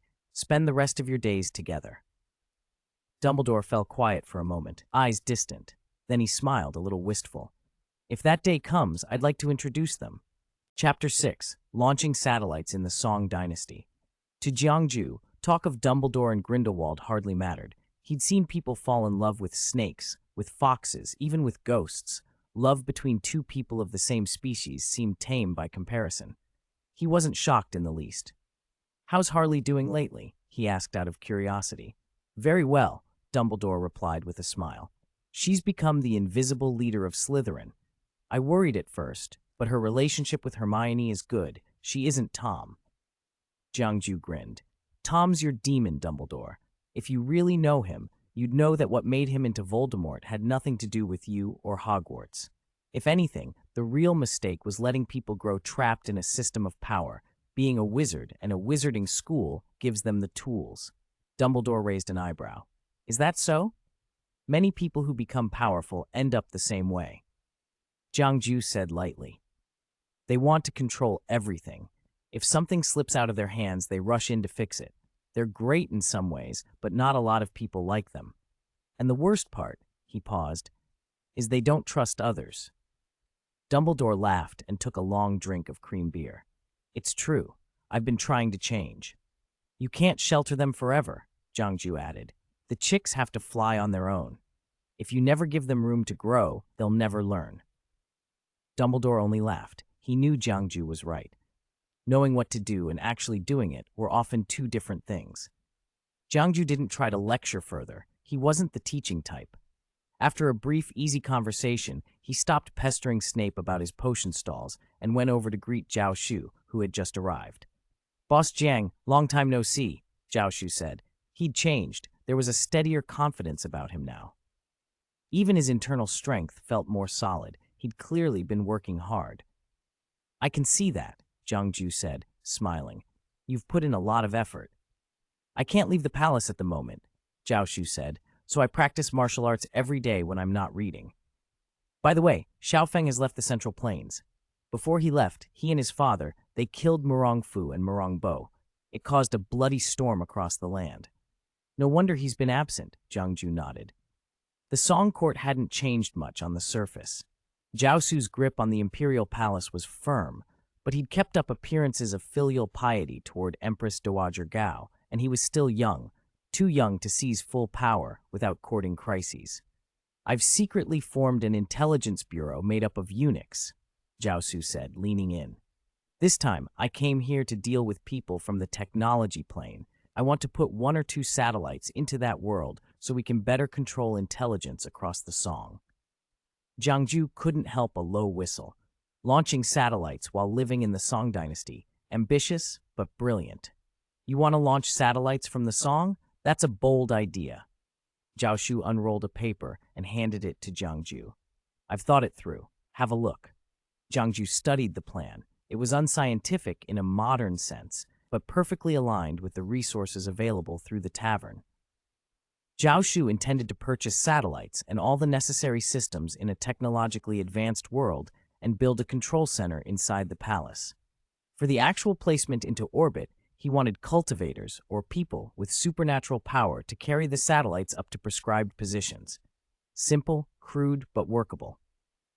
If you buy a few space weapons, you could dominate the Earth, Jiangju joked. Jiaoshu shook his head with a smile. I'm not trying to dominate the world. I only want to make the song stronger so we can reclaim lost lands. There's no point in large territory if you can't defend it. Then let's put out a commission and see who bites, Jiangju said. He tapped the table, and a power of attorney form materialized. Jiaoshu studied it carefully. This wasn't distrust of Jiangju, but respect for how important the job was. Jiaoshu amended a few clauses, signed, and handed it back. As soon as Jiaoshu signed, the commission details flashed up on the tavern's central task display screen. People from several high-tech worlds crowded around, eyes bright with interest. The sudden posting had attracted far more attention than either of them had expected. I've arranged financing, Jiaoshu said calmly. A few discreet palace excursions, some controlled corrupt officials, and influential figures, that should be enough. If not, I'll supplement with high-end medicinal materials. You're sounding more and more like an emperor, Jiangju said with a laugh. Jiaoshu smiled but didn't argue. He'd been through a lot. Reading, learning advanced martial arts in secret, and even using a life-and-death talisman to gain leverage over certain people. Those things had gradually restored his confidence and the aura of command he'd lost. Still, in front of Jiangju, he was a little boy at times. By the way, Jiaoshu said, watching the foreigners crowd around the display, do the people who use the tavern go straight to other worlds without the tavern's permission? I'm worried someone might tamper with the satellites. After all, the song has almost no defenses. If it were me, I'd be tempted. Don't worry, Jiangju said, deadpan. If they can't even protect themselves, I'll shut the tavern and go plant trees. Chapter 7. The Coachman's Obsession. The tavern was crowded with interested parties. Jiaosu's commission had attracted a surprisingly wide range of visitors, representatives of powerful corporations and advanced civilizations, soldiers and scientists from worlds where building a spy satellite was child's play. A short-haired man in a green jacket, black trousers, and combat boots sat with an arrow-shaped insignia on his chest, the captain of the starship Enterprise. Nearby, a sun-tanned blonde woman dressed lightly, but with a white lab coat clinging to her shoulders, puffed thoughtfully on a slim pipe. She watched the proceedings with obvious curiosity. A few alien figures, pale white or mottled green, paid no heed to satellites, but were keenly interested in the chance to travel to new worlds. How will you choose? Jiangju asked Jiaoshu, watching the crowd. Hidden bids, Jiaoshu replied with a smile. Everyone writes down what they want and what they offer. I'll pick the one that fits. Boss Jiang, please screen them first. I'd like to avoid being taken advantage of. You're anxious, Jiangju observed. I want to make arrangements before I take office. I don't want information gaps leading to bad decisions later, Jiaoshu explained. All right, Jiangju nodded. I'll mark who may participate. Write your credentials and the compensation you require on the parchment in front of you. Jiaoshu will make the final choice. At his clap, simple parchments and quills, archaic, handmade, appeared before those qualified. The technologically advanced visitors stared, surprised by the primitive tools. It was then that they realized Jiangju's point. As they dipped quills and began to write, each found that the others could not read what they inscribed. The quills and parchments were enchanted so that only the writer could see the contents, a precaution against cross-world copying and information theft. Even the movement of the pens revealed nothing intelligible to an outsider. "I see," the blonde scientist said with an amused smile, turning to the cloaked figure beside her. "What shall we do, Zero?" "Do what you always do, Lakshata," the cloaked man answered calmly. "You're a scientist. You'll want this. Don't be clever. Boss Jiang dislikes tricks. Ask for fair compensation." "I'm tempted to give them a satellite for free," Lakshata said, smiling. "For us, it's trivial." "There are always those who think that way," Zero said, shaking his head. As a man with both high intelligence and social intuition, he already understood the need for caution in a place like the tavern. He had been watching closely and knew how things here tended to go. One by one, the selected parties set their quills down. 10 minutes later, Jiangju clapped again, and the parchments floated to Zhao Shu. "Choose according to your needs. I'll announce only the results, not the bids." "Thank you, boss." Zhao Shu smiled and examined the documents. Thanks to the tavern's unique services, even though he was from the Song dynasty, he could read the language and technical jargon on the parchments. After an hour of careful comparison, taking into account price, capabilities, and trustworthiness, he selected one and handed his choice back to Jiangju. "We congratulate the Black Knights," Jiangju announced cheerfully. "They have won the commission. The details of the bid are confidential. Those who lost, don't be discouraged. Opportunities like this recur." No one complained.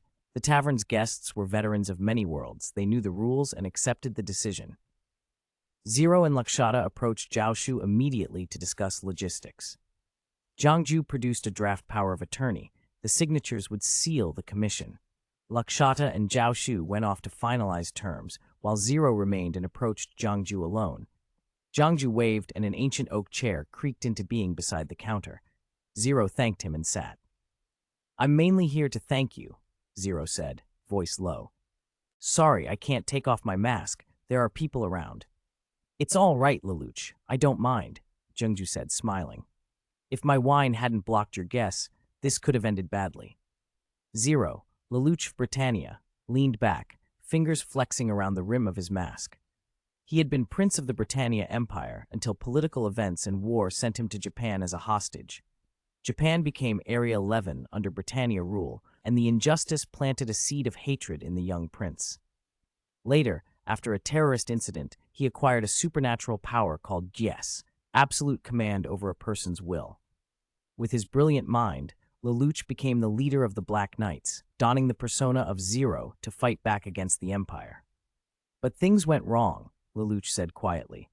"My sister, Euphemia, unexpectedly announced a program to restore Japan's autonomy. She was kind and sincere, and it undermined much of what the Black Knights stood for. When negotiations began, I went to see her alone. In the friendly atmosphere, I made a joke, a careless line, 'Kill all the Japanese.' My JS activated. If she had obeyed, it would have been a catastrophe. The only option then would have been to stop her by force, which would have broken her and destroyed me. You came here soon after you gained Daegis," Jiangju said. "I remember giving you that small bottle of wine and telling you to keep it." Lelouch nodded. "I ran after her and forced her to drink it. She fell asleep, and I averted disaster. If she'd given that order and remembered, it would have broken her mentally. I couldn't let that happen." Jiangju's expression softened. "As long as she's safe, it would have been cruel beyond measure for someone so kind. Perhaps being with Euphemia made me forget my hatred for a moment," Lelouch admitted with a bitter smile. "It cost me." "And the negotiations?" Jiangju asked. "That should have been pivotal." Then Luciano Brandley, the 10th Knight of the Round Table, stormed the venue. "He's a madman." The meeting collapsed into violence. Many died. I escaped with help from the Red Lotus. Lelouch's jaw tightened. Hatred flashed behind his mask. "Whatever the Emperor holds sacred, he values Area 11. I can't understand why. There's something hidden there." "Find better allies," Jiangju advised, gazing toward Zhao Shu, who was already preparing the power of attorney. "You can't overthrow an empire relying only on a force with no real homeland. People betray when identities are exposed. You need allies beyond your world." Lelouch looked genuinely moved. "Thank you." "No need for thanks," Jiangju said lightly, making Lelouch raise an eyebrow. "Who told you I'd be a mere coachman?" He then stood and walked toward Zhao Shu. leaving Lelouch to consider the cryptic remark. The commission was set, the Black Knights had won. But in a place like this tavern, where worlds and destinies met, every advantage and every friend might prove crucial. Chapter 8. Intermediary Benefits.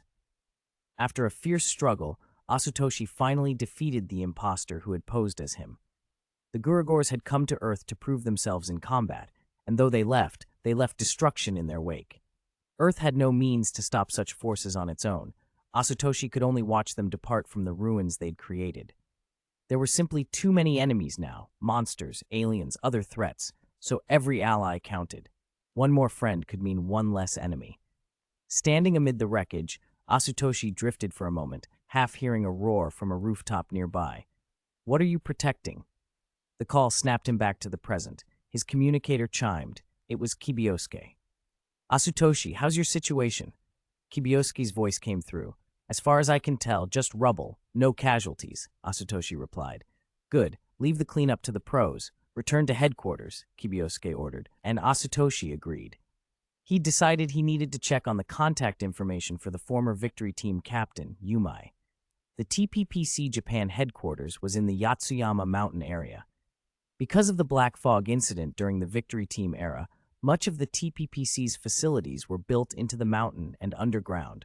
The command room for the Super Victory Team in particular was hard to miss. Back at base, teammates noticed Asutoshi seemed distant. "Hey, Asutoshi, why are you spacing out?" a small, young-faced man asked. A team member with long black hair chimed in. "It's not because of Ultraman's apology, is it?" she teased. "Aside from that, I'm worried we depend on Ultraman too much," Asutoshi said seriously. "What would we do if Ultraman were gone?" Another woman, clearly smitten with the idea of Ultraman, frowned. "Ultraman disappear? Don't be silly." Asutoshi's remark quieted the team for a moment. Kibiosuke, leggy, usually serious but often humorous, and something of the team's mentor, laughed. "Wow, you're actually thinking deep thoughts now." "Captain, don't make it sound like all I do is eat and sleep," Asutoshi protested. "I'm praising you," Kibiosuke said, clapping him on the shoulder. "Look, the universe is big. No matter how hard Earth works, there will always be things more advanced than us. That's a fact." "I know," Asutoshi replied. "I just hate seeing people with nothing, staring at ruins. It's hard to celebrate a victory when you know others have lost so much." "Then we need to keep working," Kibiosuke said. "Technology and weapons aren't things we can improvise in a moment, but we can plan." Asutoshi nodded. He had an opportunity to change things, and he wasn't going to waste it. He asked Kibiosuke for Yumai's contact and arranged a meeting for noon the next day. At midday, Asutoshi arrived at Yumai's office in the TPPC Reserve Team training facility. Yumai, dressed in a burgundy TPPC uniform, stood when he knocked and entered. "You're with Asutoshi's team?" she asked, remembering the rumors that followed the young man. There was something familiar about him. "Yes," Asutoshi said. "I came because I have something important to tell you." "Right, sit," Yumai said, gesturing to the sofa. "Tell me." Asutoshi hesitated. "Is this safe to talk about?" "Absolutely," Yumai assured him. She was no figurehead. She had been the Victory Team's captain and later a TPPC officer. If she'd survived that line of work, she knew how to separate nonsense from danger. So Asutoshi told her everything. The accident, the strange wooden door, the tavern in a hidden place, the people he'd met, and the chance the tavern offered. Yumai listened, stunned. Before she could ask another question, Asutoshi reached out and opened a doorway in the air. In an instant, the two of them stepped through and found themselves inside Arika's tavern. A relaxed, professional voice greeted them.